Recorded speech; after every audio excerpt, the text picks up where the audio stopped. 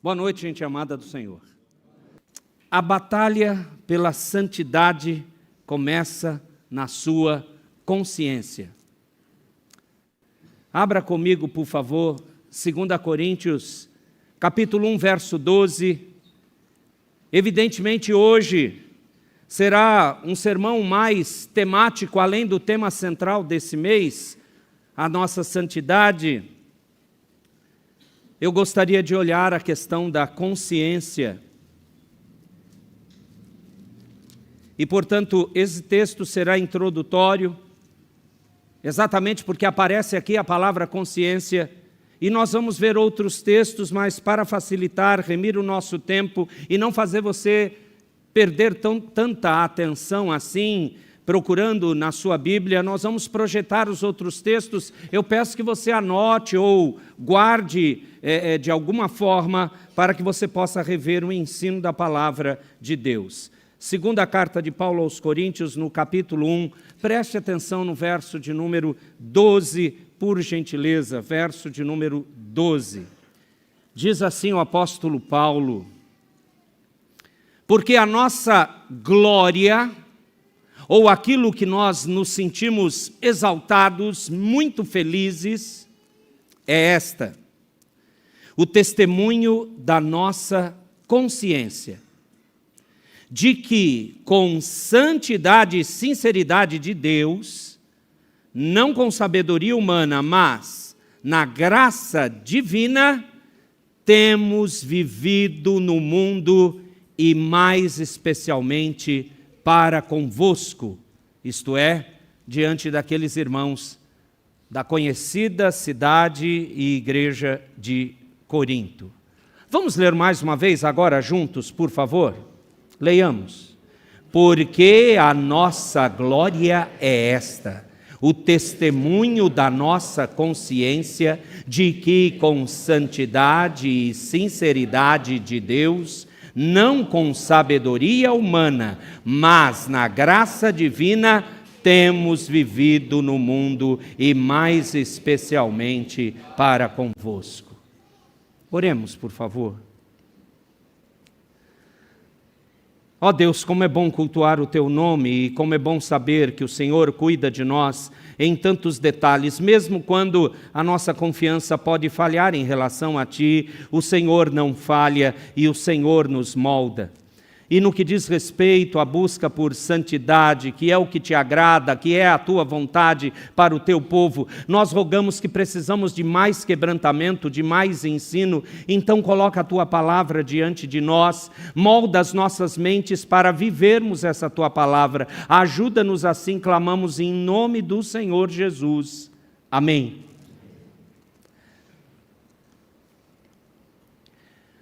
Eu queria ficar só com esse versículo no sentido de tudo que ele diz, sem olhar o contexto, mas no mês passado a gente soube muito bem das dificuldades que eram para aqueles irmãos de Corinto a vivência cristã plena. Lutas, dificuldades, divisões, lembram de tudo aquilo? Pois bem, Paulo teve que escrever uma segunda carta, e é maravilhoso se eu pudesse, repito, ficar só com esse verso aqui, porque é exatamente o que nós devemos buscar. Tem uma divisão natural nesse versículo, e talvez você diga, então pastor, fique só com ele, pronto. Não, mas não é esse o tema. O tema é a batalha pela santidade que começa na sua consciência. E é isso que Paulo fala aqui. Veja que a coisa mais importante, a glória para ele e para os seus companheiros de ministério, é o testemunho da consciência dele. E essa consciência é uma consciência que foi tratada, conduzida, moldada com santidade e sinceridade de Deus. Portanto, não é uma consciência que está exaltando a ele mesmo, não é uma consciência que está glorificando o Paulo e os seus companheiros como melhores, a melhor estirpe da nata do cristianismo da época. Não, ele está dizendo assim: a nossa glória é que Deus tem preservado nossa consciência. A nossa glória é que a santidade é manifestada inicialmente na nossa consciência, e isso é sincero diante de Deus. Não tem nada a ver com sabedoria humana, diz o verso 12, mas é pela graça ou na graça divina o que temos feito. E aquilo que a consciência mostra é vivido diante de todos. Temos vivido no mundo, e mais especialmente para convosco, crentes de Corinto. Ele está afirmando, nossa consciência não nos trai, não nos engana. Somos cristãos santificados. Na verdade, é por isso que Deus impulsionou Paulo a não desistir daqueles irmãos dificultosos e problemáticos de Corinto. E essa segunda carta houve necessidade de ser escrita. Falsos pastores, eu vou usar essa frase mesmo, não falsos mestres, mas falsos pastores adentraram aquela igreja. E num certo sentido, diz um autor conhecido, que eu gosto muito de estudá-lo, é como se Paulo tivesse sido deportado, arrancado, expulso da liderança pastoral da igreja de Corinto. E chegaram a ponto de acusá-lo de que a sua presença é pífia, é fraca. O seu discurso é sempre o mesmo, ele não muda. E o pior de tudo, ele tem pecado sim. Ele tem pecado, ele está escondendo uma vida dupla, e pode falar com ele vai chamar aquilo de espinho na carne. É exatamente nessa carta que você ouve Paulo explicar que de fato ele tinha um pecado. O pecado dele era orgulhar-se do que Deus estava fazendo com ele, mas era pecado. E ele diz o que Deus fez. E é tão incrível lembrar daquilo, não é? Aquele espinho na carne era um mensageiro de Satanás para esbofeteá-lo, a fim de que ele não se orgulhasse. É a primeira vez na Escritura que claramente, ou pelo menos no Novo Testamento, que claramente Satanás é instrumento para abençoar alguém. Pode ver. Como é que pode? Sim, sim. E ele sabia, minha luta é a soberba. Qual era o espinho na carne? Ninguém sabe. Mas você acredita que aqueles irmãos de Corinto, aquela liderança maldosa, estava inferindo, e aí a palavra do momento, uma narrativa diferente que envolvia a vida de Paulo? Mas eu gosto mesmo das palavras da Escritura. Aquele pessoal estava mentindo descaradamente. E Paulo diz uma coisa: a nossa santidade é demonstrado inicialmente na nossa consciência. Eu queria que você partisse a sua atenção disso. Repito o tema. A batalha pela santidade começa na sua consciência. Se você for santo, você tem que vencer a batalha interna. E é exatamente sobre isso que nós precisamos falar a partir desse texto. Veja que Paulo aqui não fica preocupado em levantar aí questões que provem que ele não é nada daquilo que estão lhe acusando. Não, não, não. Ele diz, aquilo que é a nossa glória é o testemunho da nossa consciência.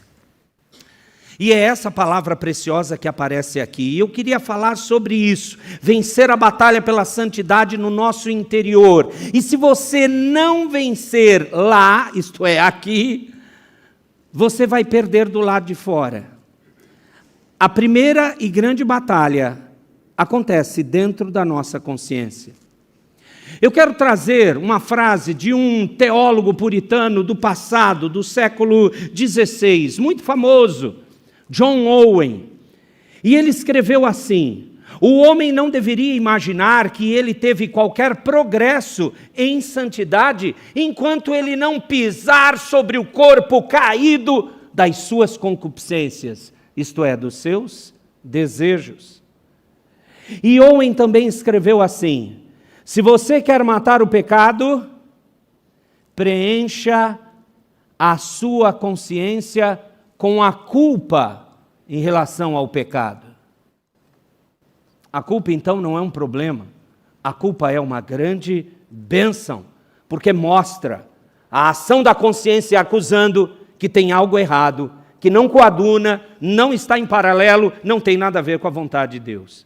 Por isso, meus irmãos, a chave para a santidade na nossa vida, na sua e na minha vida, é a nossa consciência. A gente precisa olhar mais de perto, e eu queria que nessa noite a gente conseguisse isso. Eu queria que você olhasse para a sua consciência, porque a maioria dos cristãos dá muito pouca atenção para a consciência.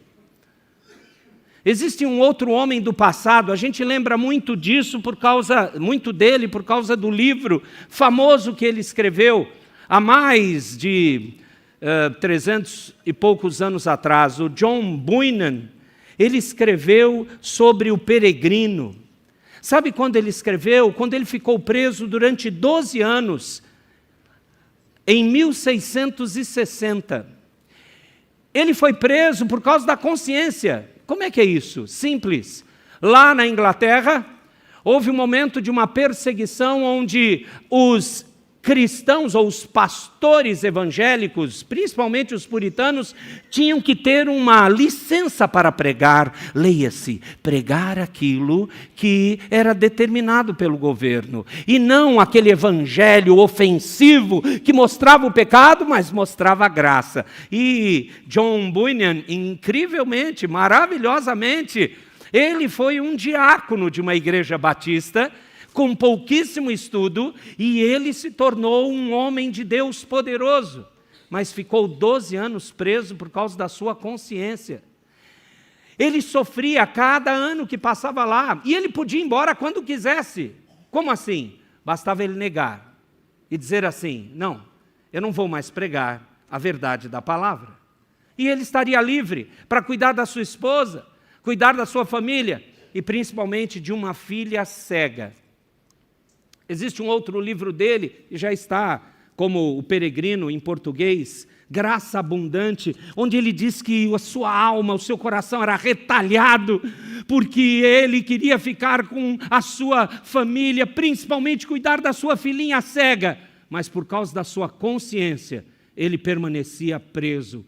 Ele não ia negar a verdade de quem é o Cristo da palavra e nem a palavra desse Cristo. Eu acho que para nós ocidentais, principalmente nós brasileiros, isso talvez não seria muito agradável, não seria visto com bons olhos. Mas é isso que significa estar fiel a uma consciência quebrantada pelo Senhor. Essa era a glória de Paulo. É isso que o texto que nós lemos inicialmente nos fala. Ele escolheu uma consciência limpa no lugar de liberdade. Em vez de violar a sua consciência, ele sofreu. Só quando teve no império, no reinado de Carlos II, uma libertação religiosa, ele saiu da cadeia, 12 anos após 1660. Homem forte, o Bunyan, sim, sem dúvida. E como ele, todos os crentes devem buscar essa força aqui dentro. Porque eu repito, a batalha começa na nossa consciência. O que é essa consciência? Por que Paulo aqui no texto exalta exatamente essa consciência? Como é que ela funciona? Eu quero contar uma história que está num livro, não está traduzido para o português, não sei porquê, porque é um livro antigo, do pastor John MacArthur Jr. E John MacArthur, nesse livro, falando da consciência, ele conta uma história de um acidente aéreo que aconteceu em 1984. Era daquela empresa aérea chamada Avianca, que naquela época, o livro é do início dos anos 2000, 2001, 2002, é o livro, e ele está dizendo que em 1984 aconteceu esse acidente. Aquela empresa aérea fazia as rotas ou os voos comerciais na Europa. E um desses aviões, nesse ano, colidiu com uma montanha na Espanha. Foi algo terrível. Era um Boeing 707, pegou de frente, uma coisa assim inusitada, de frente com uma grande montanha na Espanha, e pelo impacto da colisão, todos morreram instantaneamente. Foram só encontrados destroços, foi esmigalhado aquele Boeing. Evidentemente, os peritos vão lá, sempre que acontece isso, para procurar o quê? A gravação, a tal da caixa preta, para verificar o que aconteceu, uma pane elétrica, pane de combustível, erro dos pilotos, o que aconteceu. E quando eles colocaram, diz John MacArthur no seu livro, quando eles colocaram para ouvir, a seguinte gravação aconteceu. Eu tenho que falar não a gravação, que senão você não vai entender. O computador de bordo daquele avião estava mostrando que o avião se aproximava cada vez mais daquela montanha. E a voz do computador de bordo começou a dizer: suba, suba, suba. Aliás, isso acontece hoje em muitos voos e aviões bem equipados. Só que, inexplicavelmente, o piloto disse: cala a boca, sua máquina. Na verdade, na tradução do inglês, o piloto deve ter dito assim: cala a boca, gringo. Mas para nós vai ficar meio pejorativo, então eu traduzi diferente. É como se ele dissesse: cala a boca, sua máquina. E desligou o interruptor da consciência do avião, do equipamento do avião. E, segundos depois, aí fica difícil rir, não é? Todos os passageiros morreram. Meus irmãos, eu creio que essa é a mais clara ilustração de como a maioria das pessoas trata a sua consciência. Cala a boca! Fica quieto, você está me atrapalhando, desliga! E aí essas pessoas desligam suas consciências e caem. Por quê? Porque estão rejeitando a informação que a consciência deles está repassando. Quando Paulo está aqui tratando na segunda carta as lutas e dificuldades das mentiras contra o pastorado dele e sua vida, ele está mostrando o que acontece na sua consciência. O testemunho da minha consciência, com santidade e sinceridade de Deus, não é com a sabedoria humana, mas na graça divina, a forma como temos vivido nesse mundo e diante de vocês, irmãos. Então a consciência de Paulo e daqueles que trabalhavam com ele nessa ocasião não era uma consciência que estava desligada. Sabe, queridos, o sistema de alerta lá daquele avião conhecia a realidade, o radar identificou aquela montanha e enviou aquela mensagem de volta mostrando a situação. Você vai colidir com a montanha.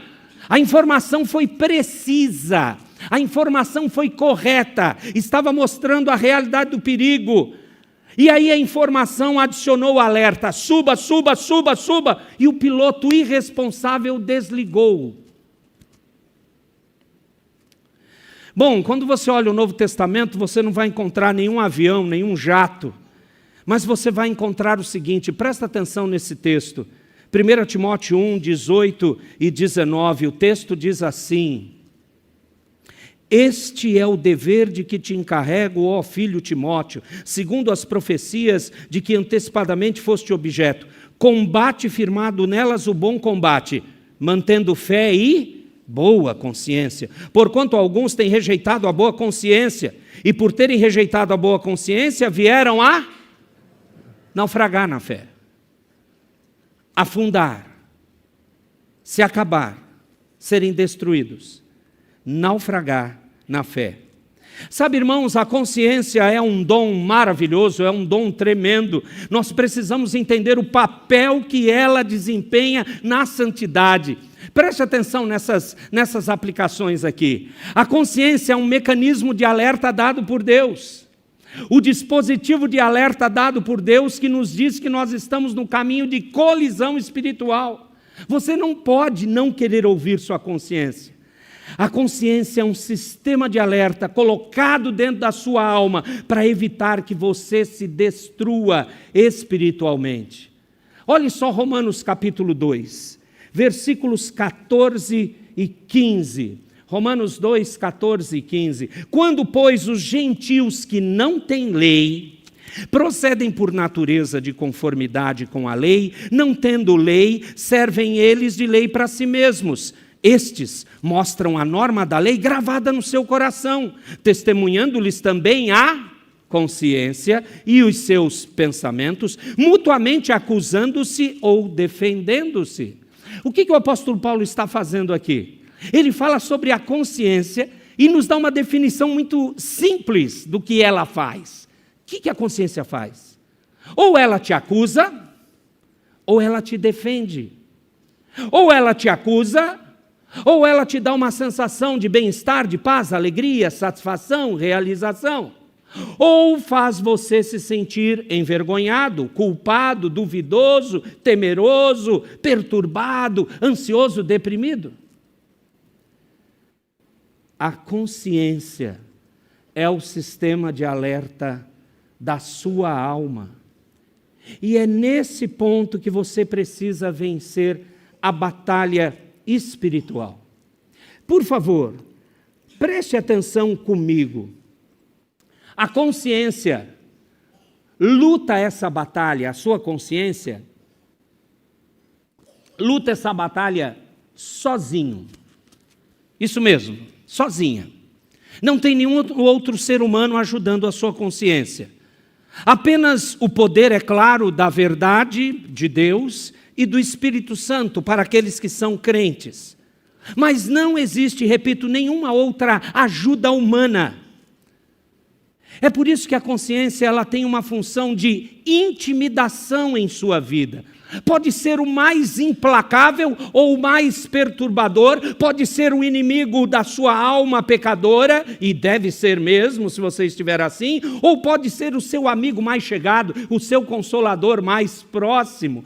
E isso é verdade, irmãos, para um coração crente ou um coração santo. Ou a sua consciência vai acusar você, ou a consciência vai defender você. A santidade começa aí, na nossa consciência. Por isso que a busca por santidade não é uma questão de tentar mudar o exterior, entende? Porque, na verdade, se você só procurar isso, você é apenas um hipócrita. Você está usando uma máscara. O exterior, aquilo que você demonstra para os outros, parece muito bonito, muito santo, mas não tem substância, não tem raiz. A sua consciência, ela sempre está perdendo a batalha pela santidade. E aí você precisa olhar ao seu redor. A pecaminosidade da nossa sociedade de hoje em dia, a pecaminosidade que você vê muitas vezes na Igreja de Cristo, na liderança da Igreja de Cristo, pastores, líderes, etc. Essas coisas acontecem porque existe um problema. A nossa consciência deve estar com defeito. Porque a consciência é a primeira linha de batalha para que nós possamos questionar o que eu estou vivendo, o que eu estou decidindo, o que eu estou pensando. É de fato o que vai me aproximar de Deus ou me afastará dele?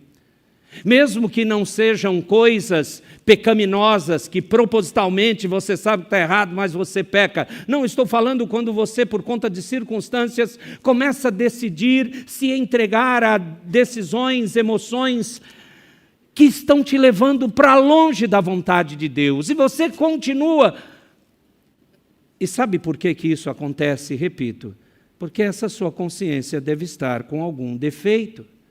A consciência é o sistema de alerta da alma, é um dom de Deus, é um sistema que está em cada alma humana, não é apenas para crentes não, todo mundo tem consciência, essa voz interior que sente a violação moral e até os não convertidos têm algum conhecimento de lei moral, isso mesmo, e sabe, isso está no nosso âmago, na nossa essência, porque somos humanos.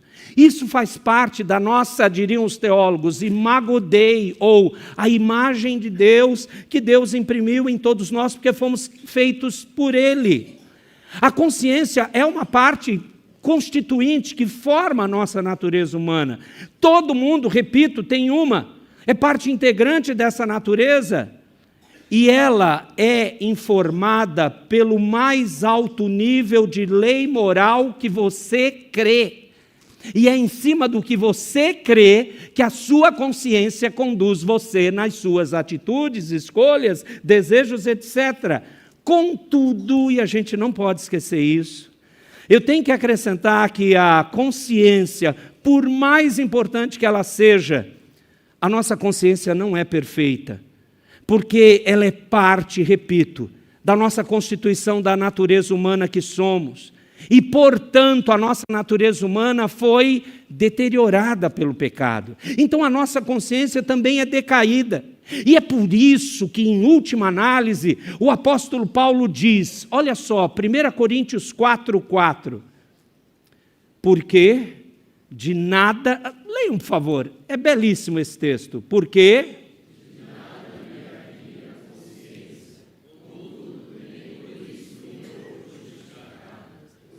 no início a segunda, e ele está falando da consciência dele, mas aqui em 1 Coríntios 4:4, ele diz, olha, já que a minha consciência está caída, porque eu sou um ser humano, como o restante de mim, ela nunca será o que determinará a minha verdadeira condição espiritual. Por mais que ela possa não me acusar, ela não é o determinante.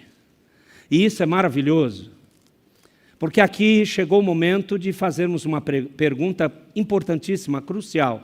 A sua consciência te acusa de como você vive para a glória e para agradar a Deus? Ou ela diz que nada precisa mudar ou alterar? Eu quero que você faça um exercício mental, por favor, mental. Segure os seus olhinhos. Apenas pense. Você que conhece irmãos dessa igreja, pense naquele irmão ou irmã, ou naquela família que você fala, esse povo é crente. Que você não tem dúvida, pelo testemunho deles, como eles são amorosos, etc, etc. Pensou? Me veio aqui uma lista boa. Graças a Deus, uma lista. Aleluia. Pensou? Essas mesmas pessoas que você está rotulando de crentes verdadeiros, eles têm consciência. Mas a consciência deles, se não estiver sendo guiada por Deus, isso tudo que você está chamando de bom, pode ser apenas fachada. E mais cedo ou mais tarde, a máscara vai cair. Como já vimos várias histórias assim. Fazia, acontecia, estava lá, e de repente, tudo mudou. Pastor, por que tudo mudou? Porque a consciência continuou caída. E não houve quebrantamento. Por isso que essas palavras de Paulo aqui são muito importantes. Mas ainda assim, meus irmãos, é o melhor que temos essa nossa consciência. Ela é falha por causa do pecado, sim, é verdade, mas é tudo que nós temos quando a nossa consciência é fortalecida pela graça de Cristo, pelo Espírito Santo. Ela ainda é capaz de dizer, suba, fuja, não tome essa decisão, não aceite isso, essa é a direção. A grande diferença é essa, a graça de Cristo e o Espírito Santo. Rejeitar a voz da nossa consciência é um verdadeiro suicídio. Não tem outra palavra, é um verdadeiro suicídio. E, na verdade, amados, ir rejeitando, ir massificando, nós já vimos isso. E eu oro para que você não seja o próximo da lista. É só uma questão de tempo, você não querendo ouvir a sua consciência, você se perde. E você não ouve mais a ela. E você vai colidir na fé. Por isso que a consciência é a alma refletindo sobre si mesma. É isso que a consciência é. É a capacidade de conhecer a si mesmo, de ser autoconsciente, contemplar, compreender os pensamentos, avaliar as motivações, ver as intenções, verificar os sentimentos, é a razão que te permite fazer avaliações morais. Sua consciência faz isso. E quando as pessoas param de fazer isso, ouvir a consciência, o comportamento delas se torna inimaginável, inconcebível e até incompreensível. Por que rejeitou a fé? Por que vive nesse pecado? Por que não quer mudança? A consciência, ela não deve ser equiparada à voz de Deus. Não é a voz de Deus, por favor. Não deve ser equiparada com a lei de Deus ou com a palavra de Deus, ela não é. A consciência é um mecanismo da humanidade, da nossa alma humana. E para funcionar corretamente, a consciência tem que ter as informações corretas. É aqui que o nosso sermão vai para a segunda parte. Bom, muito bem, já entendemos como e por que ela funciona errado. O pecado já deteriorou e eu posso simplesmente deixar as coisas externas comandarem, ou não querer ouvir a sua voz. Mas se você é alguém redimido, alguém que Cristo alcançou, então você espera que a sua consciência esteja no guiar, como eu disse, da graça de Cristo e na ação do Espírito Santo. Então, essa consciência, para funcionar direito, deve ter as informações corretas. Vamos voltar à ilustração do avião? O radar daquele avião informou corretamente o que estava acontecendo. E a consciência, ela deve ter a informação correta também. Se a consciência deve funcionar da maneira que Deus a designou, se é a faculdade humana que julga o comportamento humano e um pensamento humano tem que ser a consciência, então ela terá uma funcionalidade muito melhor quando estiver debaixo da luz da lei moral mais elevada, da lei pura e verdadeira. Onde você encontra isso?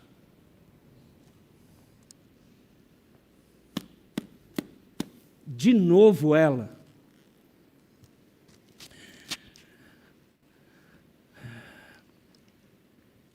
Eu li essa semana que um famoso pastor que estava preocupadíssimo em como os crentes da nossa época vivem. Ele disse assim: não pergunta para as pessoas se elas creem na Bíblia. Todo mundo vai dizer que sim. E ele está falando entre crentes. Se você quer saber a veracidade da fé, do cristianismo, do testemunho dessas pessoas, em vez de perguntar se elas creem na Bíblia, pergunte para elas se elas creem que a Bíblia não tem erros. Se elas creem que a Bíblia é inerrante. Nós temos séculos e séculos, amados, de ação de Satanás e dos seres humanos querendo destruir a veracidade da Escritura. E o nosso país é apenas mais um que faz isso. Podem nos rotular de tudo, de homofóbicos, de loucos, de insanos, de atrasados, de pessoas que ficam presas a um livro arcaico, de pessoas intolerantes que são desrespeitosas.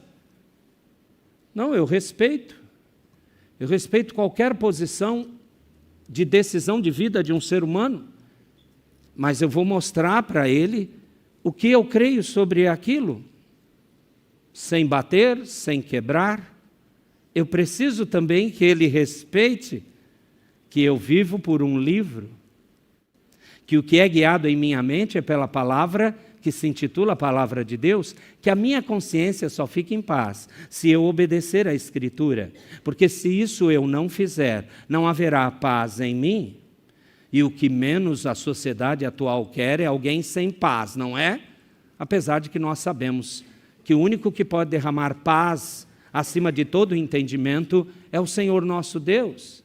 Mas muitos de nós têm abafado a sua consciência para supostamente viver em paz, tolerante, sem fazer nada em prol de consciências cauterizadas.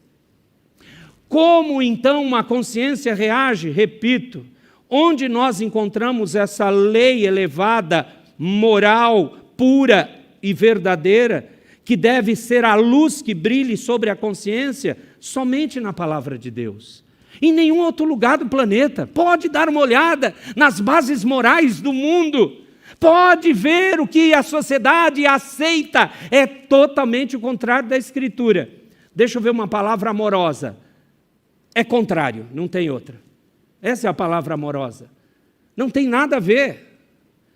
Amados, eu disse certa vez para uma irmãzinha, estávamos conversando e andando na rua, e eu disse assim, olha, certa atitude dos usos e costumes da nossa cultura, que todo mundo está usando, logo, porque crentes não fazem aquilo, e eu não vou mencionar, porque não é hora de tratar esse negócio, outro dia a gente trata. Mas porque as pessoas não fazem aquilo no seu corpo, vai olhar assim, você é desse planeta? Porque todo mundo de qualquer idade faz isso.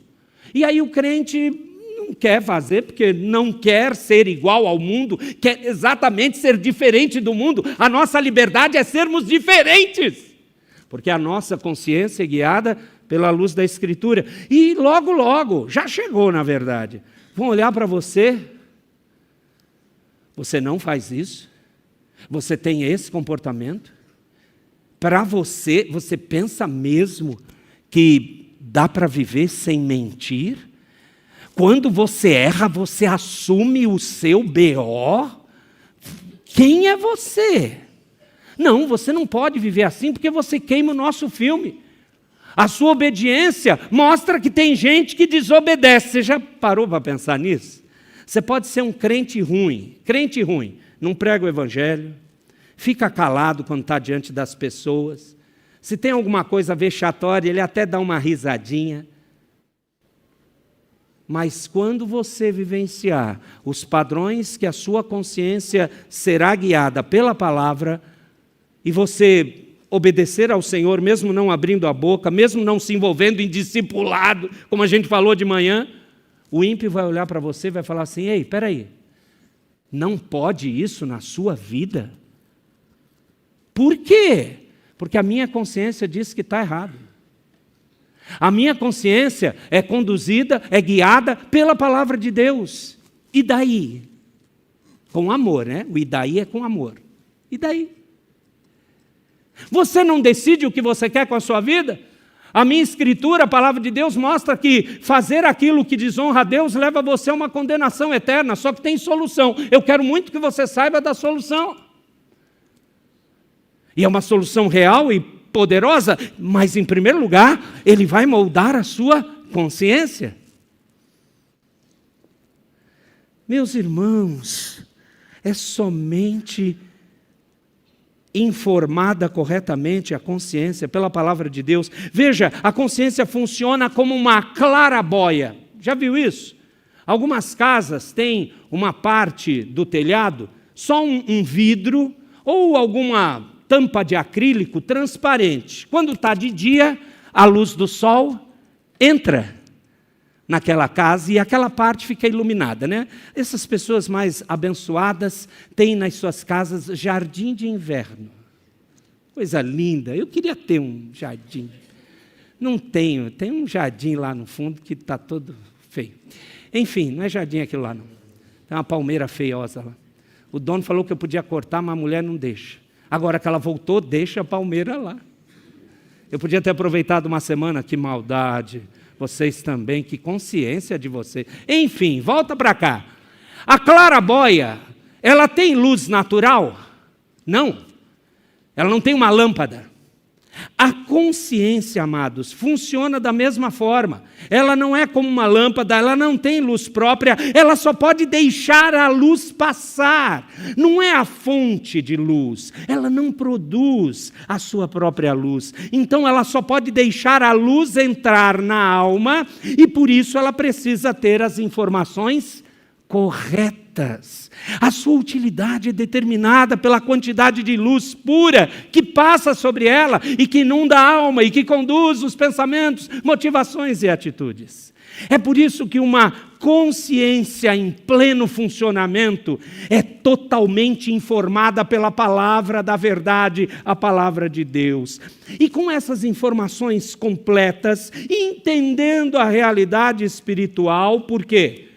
Porque a consciência, através da Escritura, ela vai entender a lei de Deus. Aí, essa consciência, ela vai enviar a mensagem certa, e quando a consciência disser, falar, suba, fuja, toma outra atitude, e não essa, é isso que você tem que fazer. É isso que você precisa realizar, porque isso está refletindo a realidade da verdade divina. Lembra o que o salmista diz, Salmo 119, verso 11? Leiam, por favor. 119, 11, diz o quê?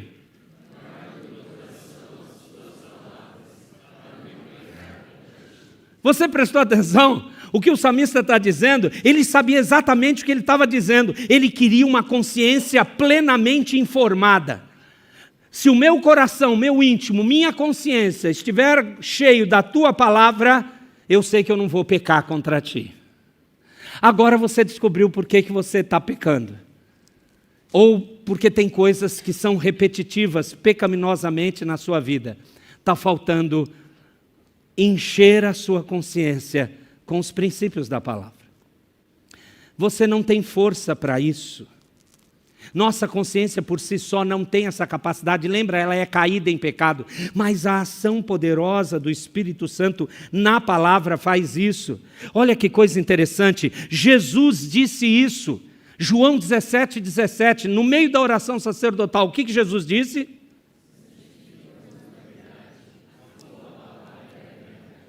Isso mesmo, santifica o Senhor na verdade.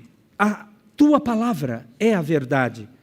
Jesus sabia exatamente o que estava dizendo. Amados, a santidade vem como resultado do processo da palavra de Deus, informando a consciência. E a consciência informa a pessoa de como agir, do que tem que escolher, o que fazer. É isso. A Bíblia é esse verdadeiro padrão. E quando a sua consciência ou a minha consciência está totalmente, cuidadosamente, com precisão, completamente informada pela palavra, então ela pode operar no nível máximo. Vai ser um alerta, vai ser a ajuda, vai ser a condutora. Você entendeu? Verdadeira palavra, no lugar certo, consciência, informa você, crente, de como você deve agir de maneira santa. Qual é a parte mais importante aqui? Não adianta você falar, é a consciência. Não. É só se essa consciência tiver o quê? Presta atenção no que eu vou afirmar. Você pega uma igreja, qualquer igreja evangélica, pega a nossa se você quiser. Você pega uma igreja onde a verdade da palavra de Deus é substituída por qualquer outra coisa. As ideias da psicologia, ou é substituída por entretenimento, ou é substituído por esperteza, ou substituída pelo coaching, ou por histórias e fofuras culturais. Se você pega uma igreja assim, que está substituindo com essas coisas a verdadeira palavra de Deus, o resultado é, não haverá colheita nenhuma. As almas se perderão, porque a consciência delas não terá como ajudá-las. Não tem palavra. Existem denominações no nosso país que não estudam a palavra, que proíbem isso. E existem outras tantas igrejas perto de nós, que simplesmente tudo é importante, menos a palavra. E isso não é acusação, é um triste fato. Sem palavra, sem consciência informada, sem crente obediente. Eles vão embora, eles voltam para o mundo, eles largam a fé. E você fica com essa cara que eu estou até agora, assim.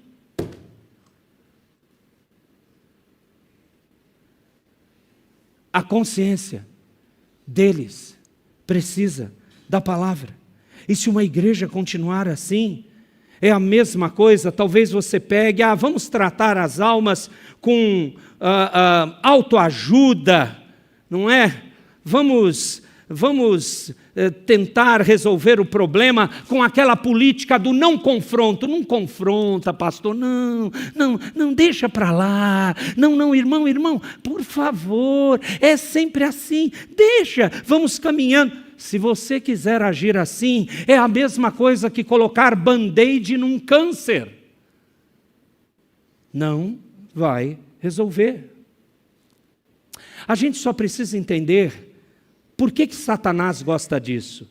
Satanás sempre atacou a Bíblia, não apenas para impedir a obra da justificação, mas também a obra da santificação, como se pudesse ser impedida. Eu sei que não, mas ele tenta. Satanás sempre diminui a importância das Escrituras. Existe uma frase que eu acho que Satanás falaria: sermões insignificantes para cristãos insignificantes. Isso agrada muito a ele.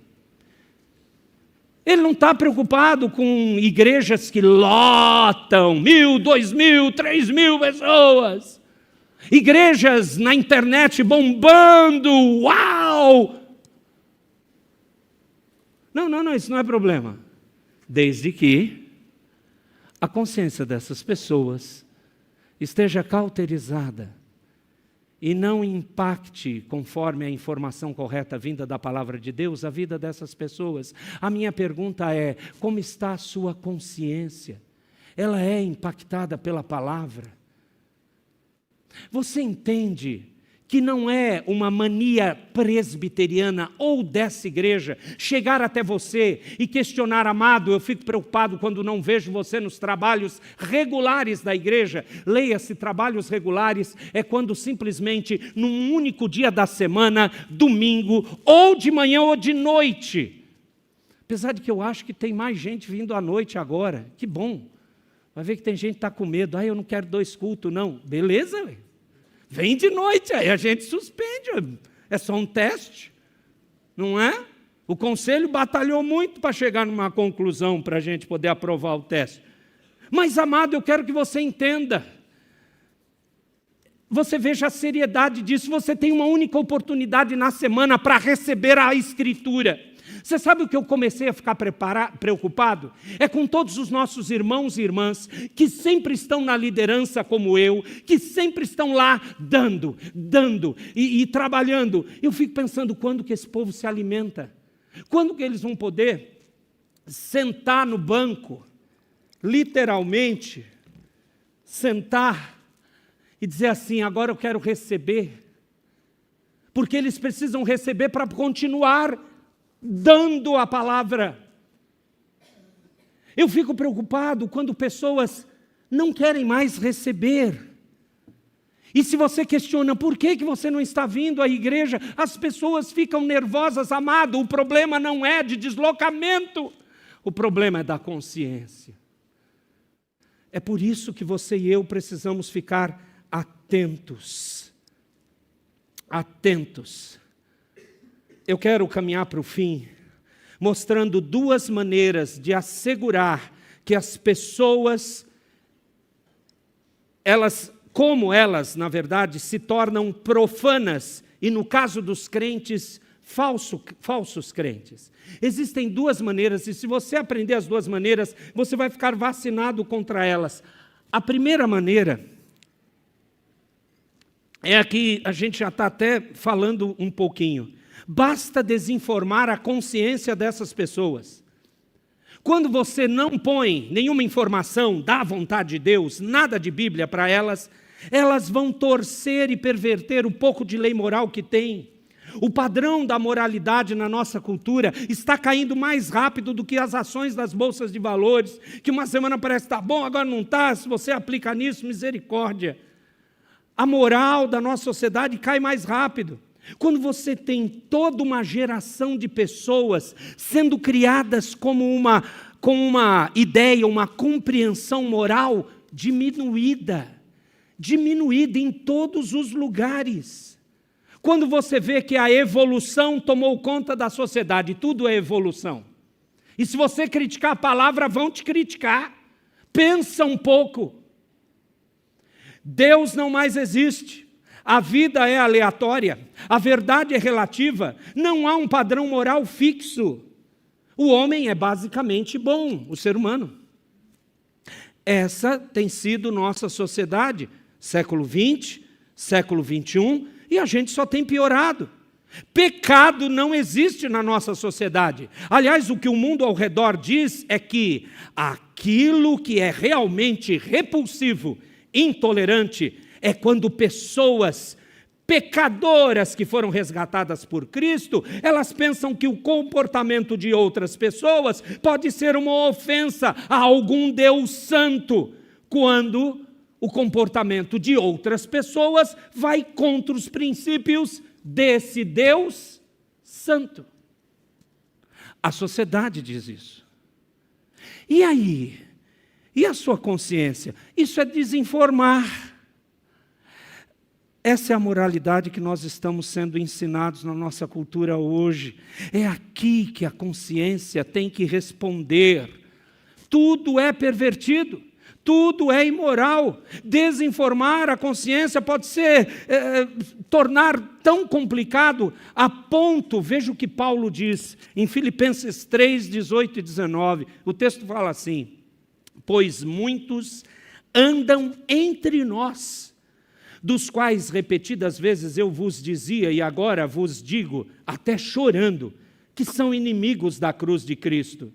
O destino deles é a perdição, o Deus deles é o ventre, a glória deles é a sua infâmia, visto que só se preocupam com as coisas terrenas. É a nossa sociedade. Tem muitos crentes naufragando na fé assim, e a santidade está longe, porque a sua consciência não está sendo alimentada, está sendo desinformada, sem escritura. E não é uma afirmação incrível essa de Paulo? A consciência deles está totalmente mal informada. E se você quer santidade em sua vida, você deve informar a sua consciência com a verdade da palavra, porque se a sua mente e o que você pensa e acredita estiver contaminado, meus irmãos, você vai cair na verdade e vai carregar a marca daquela categoria que Paulo falou a Tito. Tito 1, verso 15. Leiam, por favor, com muita atenção. O que diz?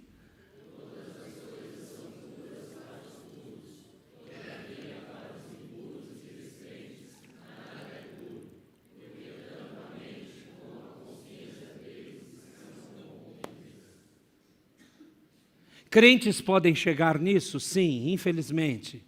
Sim. Aqui é o alerta. Não, a gente não está nesse mês falando de santidade porque a gente sorteou lá e, vamos falar disso? Não. É porque nós todos estamos precisando. E o nosso atual mundo está pressionando os crentes a não serem crentes.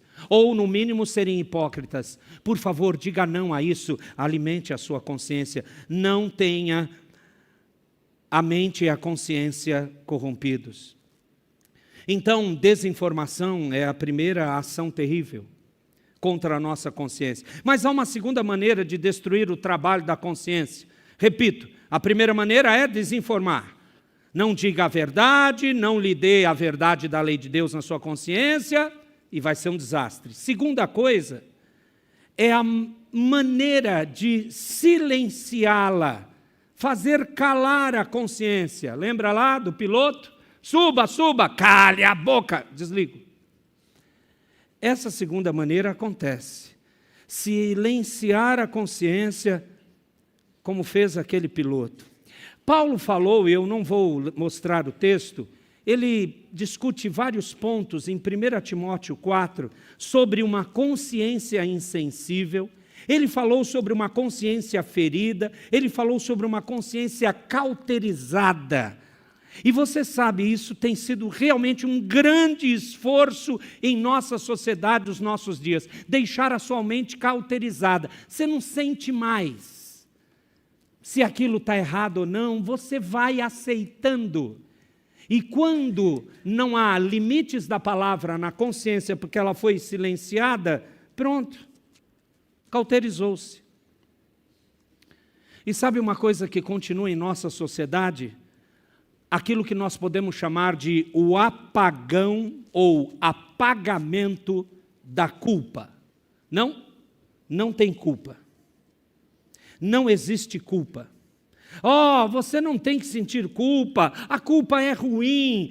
Todo mundo está tentando desligar esse bendito interruptor para que quando você sinta a culpa, eles digam, não, isso não é verdadeiro, não aceite isso. Você precisa aprender a suprimir esse sentimento de culpa, anular completamente esse sentimento de culpa. Silencie a culpa.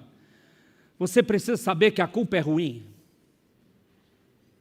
Irmãos, eu já li e vi igrejas, pastores, ensinando isso. Mas Deus maravilhosamente faz milagres. Recentemente, uma pessoa chegou para mim e disse que estava completamente pesarosa pela culpa de algo terrível que fez. E essa pessoa confessou para mim que ela procurou todo tipo de ajuda que o mundo tem, todo tipo, para aliviar essa culpa. E quando ela chegou para nós, eu disse assim, o que você está sentindo é que é o normal. Sim, você errou. Sim, você pecou. E graças a Deus Ele está tocando a sua consciência para que você entenda, não é assim, não é desse jeito que eu devo viver e só o Senhor pode restaurar a minha consciência. Aí eu perguntei para ela, mas alguém já te disse isso? Ela falou, pastor, ninguém. Todos disseram para eu não alimentar a minha culpa. E um disse, não vá para a igreja evangélica. E disse o nome da igreja, mas eu não vou dizer qual é a igreja. Porque as pessoas desobedeceu e veio mesmo. Não vá para aquela igreja, porque ali você vai ouvir o seguinte, que você é um pecador, que você vai para o inferno e só Jesus para tratar você. É mentira isso? É mentira? O melhor está no final. Deus trata nossos pecados. E Ele trata a nossa culpa, porque a nossa culpa mostra que somos incompetentes para resolver por nós mesmos. A nossa culpa nos lança nos braços de Jesus. A nossa culpa nos livra de nós. Isso é maravilhoso. A nossa culpa grita, nossa consciência gritando, por favor ajuda, porque chegamos num ponto terrível. É assim que a gente devia encarar. Mas o segundo problema é esse. Olha, vamos silenciar a consciência. E toda a sociedade está dizendo, cala a boca, consciência. Máquina imbecil. Essa consciência. Meus irmãos,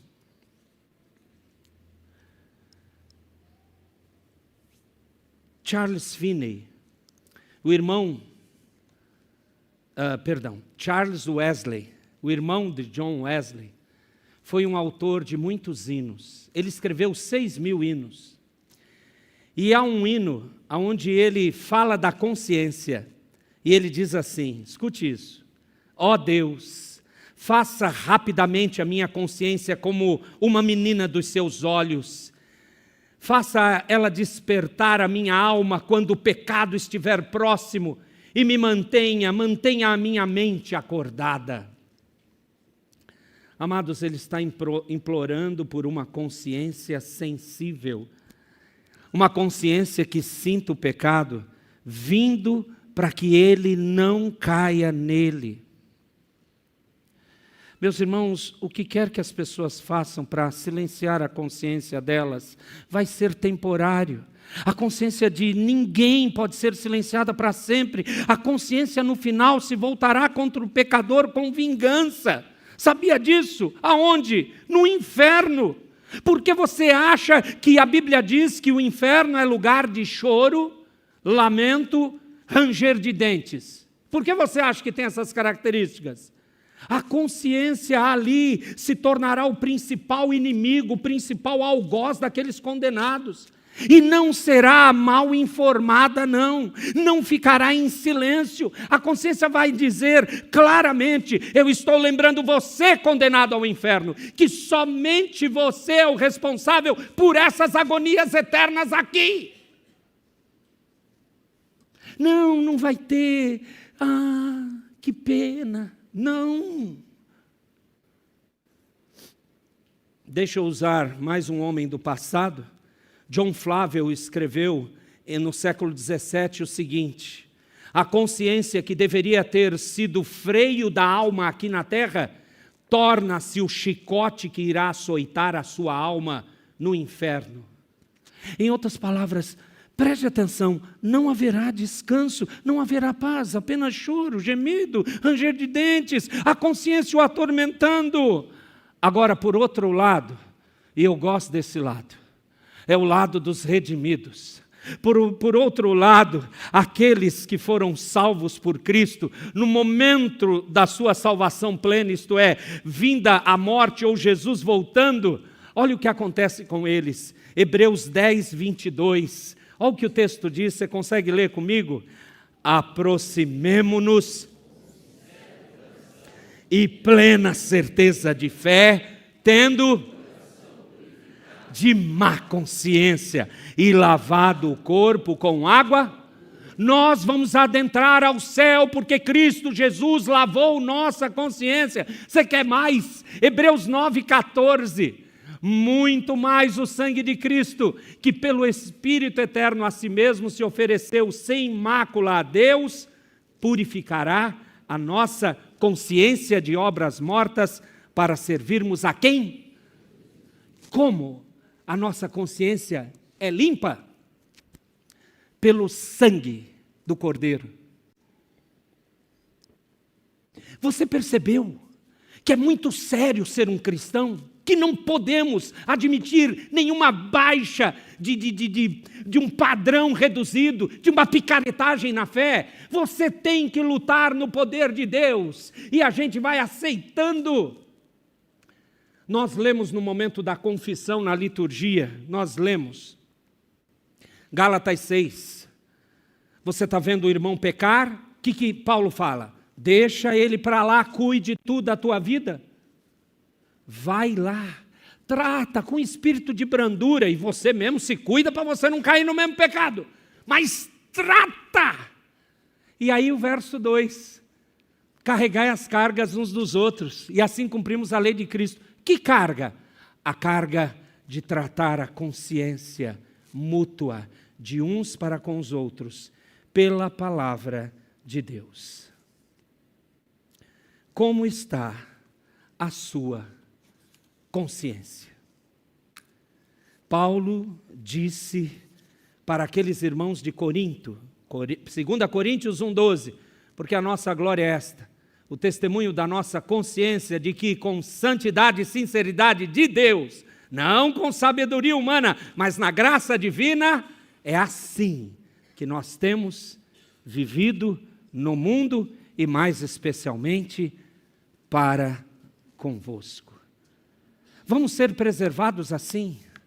Pense como está a sua consciência e lembre-se da obra gloriosa do Senhor Jesus. Fiquemos em pé, por favor, para orarmos e terminarmos o culto ao nosso Deus.